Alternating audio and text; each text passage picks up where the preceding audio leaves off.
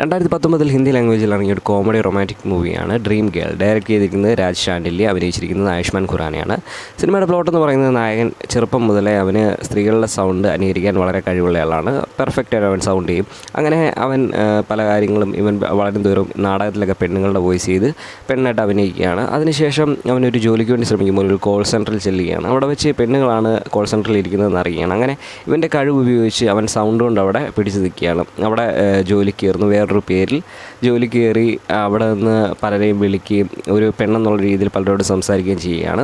അതിനുശേഷം അവിടെ നടക്കുന്ന പല സംഭവങ്ങളൊക്കെ ബേസ് ചെയ്ത് പോകുന്നൊരു കോമഡി റൊമാൻറ്റിക് മൂവിയാണ്. നല്ല എൻ്റർടൈനറാണ്. ആദ്യം മുതൽ അവസാനം വരെ നല്ല ചിരിച്ചിരുന്ന് കാണാവുന്നൊരു അടിപൊളി മൂവിയാണ്. ഇങ്ങനത്തെ കോമഡി റൊമാൻറ്റിക് മൂവീസൊക്കെ കാണാൻ താല്പര്യമുള്ളവർക്ക് ഉറപ്പായിട്ടും കണ്ടിരിക്കാവുന്നൊരു സിനിമയാണ്. ഇതിൻ്റെ സെക്കൻഡ് പാർട്ടും വന്നിട്ടുണ്ട്.